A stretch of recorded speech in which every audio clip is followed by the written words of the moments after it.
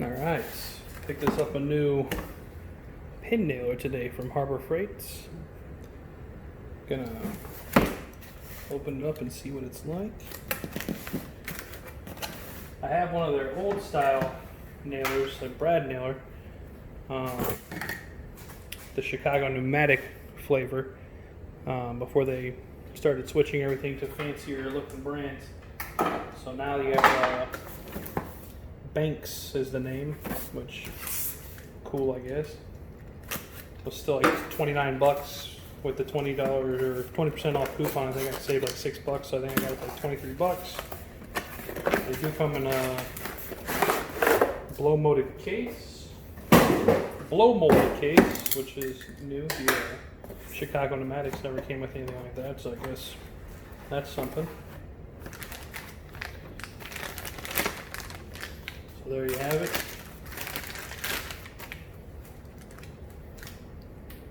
Little pin nailer. Actually feels kind of nice. A lot nicer than the Chicago Pneumatic one. Although, again, sure it's the same Chinese junk. But hey, I didn't want to spend money on a real expensive one because I wasn't sure how much I'd use it. Comes with an extra anvil, it looks like. That's kind of cool. Could come in handy. It's also got instructions, but who cares? I'm gonna clip this stuff real quick and then we'll load it up. Alright, so I got all the tags off of it.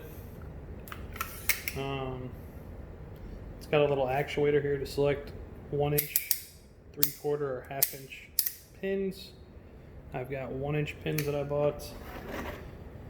It looks like they just drop in here. And load up like any other kind of nail gun. So I think she's locked and loaded. So the whole reason I bought it was doing a project over there with this frame that's really thin. I'm gonna frame basically a cross stitching thing over there that's stretched out, and I needed a thin pin nail or something that's gonna like not leave massive holes that I'll have to mess around sanding and stuff. So I made the frame out of this wooden molding. So it's super thin. It's going to be nailing into a wooden frame with the cross stitch picture over there. So, but again, I just wanted to be able to shoot nails in it and not have to worry about refinishing it. So yeah, let's test this thing real quick, see what happens here. Already got the air compressor hooked up. Let's hook this up. Let's fire one just to make sure it's not broken.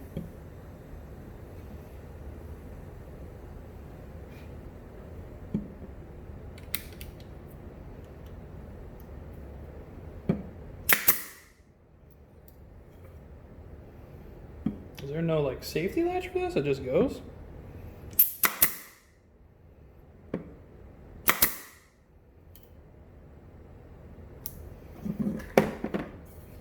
Interesting. So it does definitely leave a smaller hole than Brad nails, but not as small as I thought it would. I thought it would leave like a lot of the reviews online said it would be pinless. But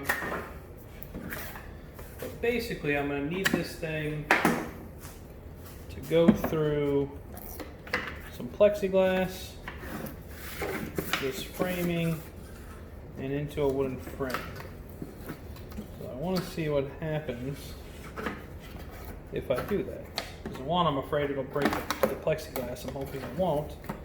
Two, I want to make sure it goes through everything all right. So let's set up a little test rig here.